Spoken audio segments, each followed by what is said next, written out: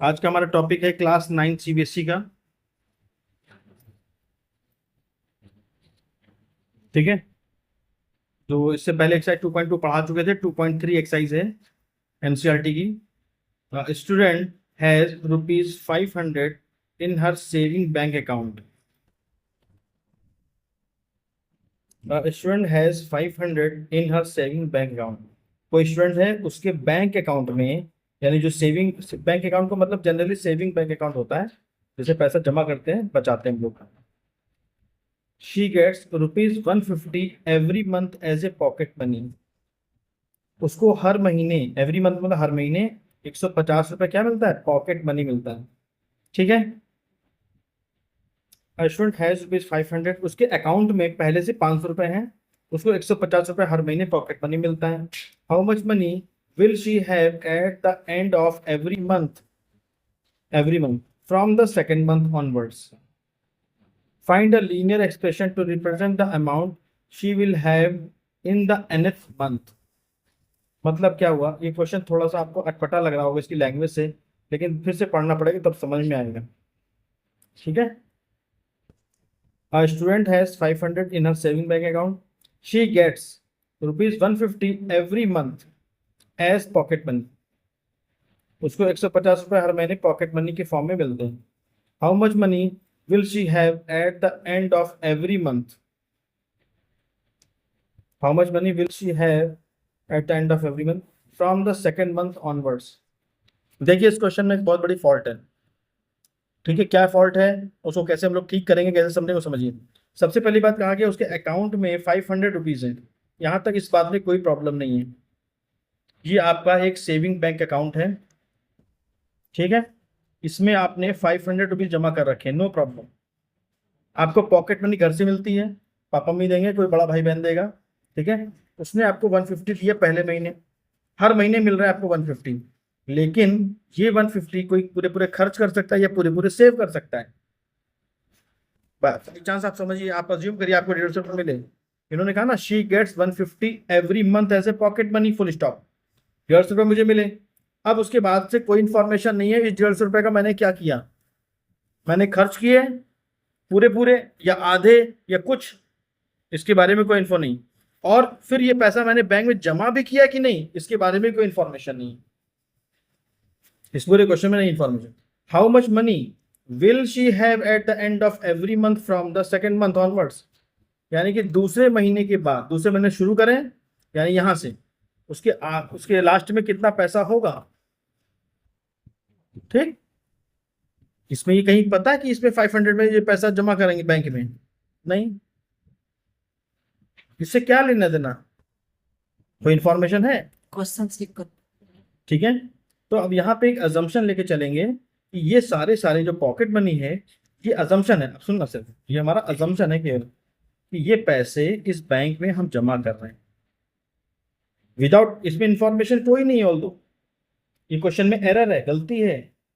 ठीक है, लेकिन हम ये अजम्पशन मांग चलते हैं कि ये ₹500 बैंक में है और हर महीने ये 150 इसमें जमा कर रहा है।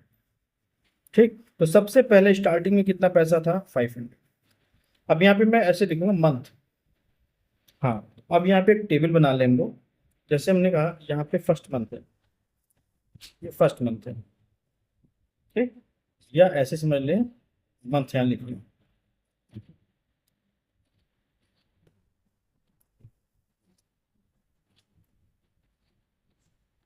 यहाँ पे लिख लें अमाउंट। अभी जब फर्स्ट मंथ हमारा स्टार्ट होगा, फर्स्ट मंथ में हमारे पास पहले से कितने हैं यहाँ पे, उसमें कितना हो गया ऐड? 150। ठीक, सेकेंड मंथ में बेटा क्या हो गया? मैं इसको 1 और 2 करूँ, 1। तो ये पहले से यहाँ कितना हो गया? नहीं, अब एक काम करते हैं, 150 इसको 500 ऐसे लिखेंगे। मैं इसे लिख देता हूँ +2 × 150। अब 150 2 बार हो गया, एक ये वाला एक ये वाला। जब थर्ड मंथ में आएगा तो 500 तो पहले से रहेगा और यहाँ पे 3 × 150। ठीक, dot dot dot dot dot. अब nth मंथ आ गया, कोई लास्ट में nth होगा, यानी कि जो 5, 10, 12, 500 कुछ भी हो सकता है। तो यहाँ पे हो जाएगा 500 प्लस n इंटू 150। ठीक है, यही कहा था फाइंड अ लीनियर एक्सप्रेशन, यही वाला लीनियर एक्सप्रेशन है। ठीक है, इसको समझाने के लिए मैंने टेबल बना दिया आपको इस तरह ही दिखाने का। ठीक, तो इसको लिखें क्या, हमने कैसे निकाला इसको, जैसे यहाँ पे 1 मंथ था तो यहाँ 1 था, 2 मंथ था तो 2 से मल्टीप्लाई हो गया, 3 था तो 3 से हो गया, यहाँ पे n है तो n से मल्टीप्लाई हो गया। ठीक, find the linear expression to represent the amount she will have in the nth month. ठीक है, तो linear expression is equal to 500 plus n into 150। समझ आया बेटा? अब देखिए क्वेश्चन और है, एग्जाम्पल है एनसीईआरटी में इस बार, इसमें कहा गया Bela has 100 for pocket money. Bela के पास 100 रुपए हैं पॉकेट मनी में, full stop. She spends ₹5 every day, हर दिन वो 5 रुपए खर्च कर दिए।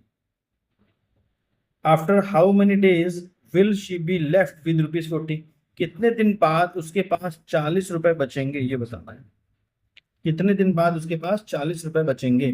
तो इस क्वेश्चन को करने के लिए सबसे पहले हम क्या बनाएंगे, टेबल। जैसे अभी मैंने आपको उस क्वेश्चन में करके दिखाया था, टेबल बनाया। तो उसके पास पहले दिन कितने हैं, 100 रुपए। ठीक, जब पहला होता है तो 0 मान लेते हैं।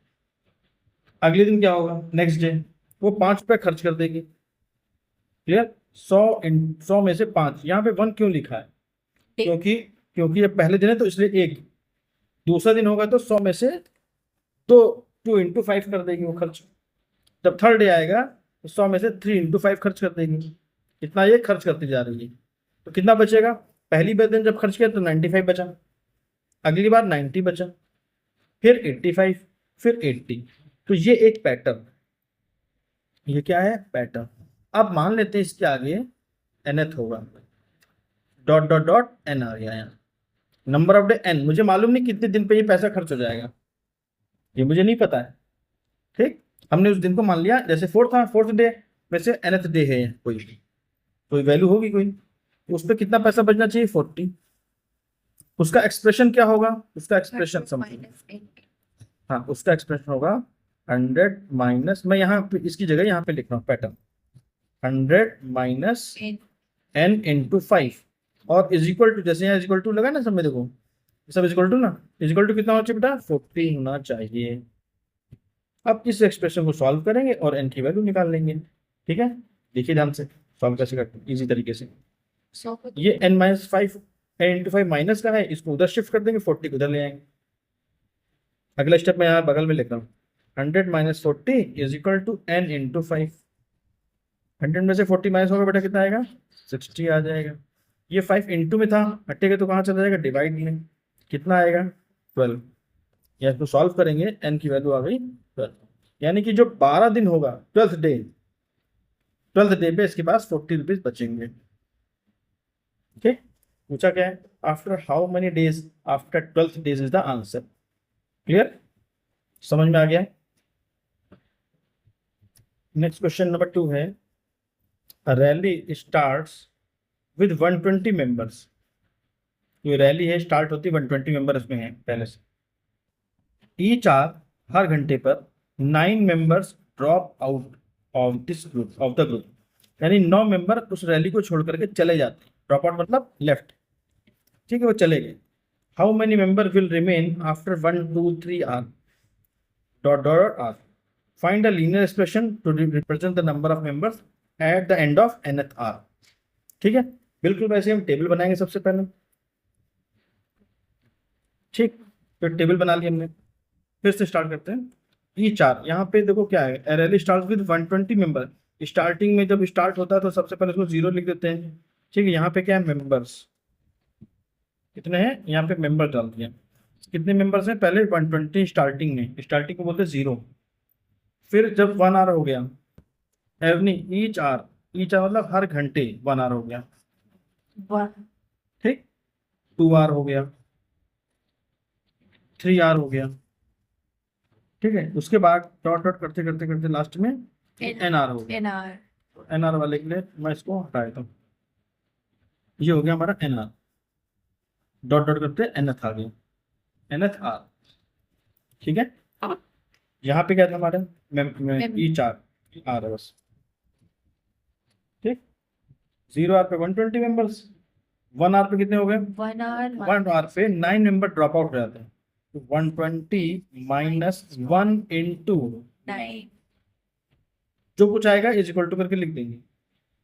सिमिलरली 120 माइनस 2 इंटू 9 जो आएगा लिख देंगे, 120 माइनस 3 इंटू 9 जो आएगा लिख देंगे सॉल्व करके, ठीक है। nth आवर में क्या होगा? Similarly 120 minus n into 9 is equal to, यहाँ पे क्या कहा गया इस क्वेश्चन में? Find a linear expression to represent number of members at the end of nth hour, मतलब यही लीनियर एक्सप्रेशन है। जैसे से पहले वाले क्वेश्चन में इसकी वैल्यू भी दी थी, n निकालना था, यहाँ वैल्यू नहीं दी है, सिर्फ इसी एक्सप्रेशन को निकालना था, तो मैंने आपको सॉल्व करके बता दी, यही हमारा आंसर है। एक बात, लेकिन उससे पहले क्या कहा? How many members will remain after 1 to 3 hour, 1 hour इसको सॉल्व करिए, पहला आंसर ये, दूसरा, तीसरा। क्लियर? समझ आ गई बात? ठीक है।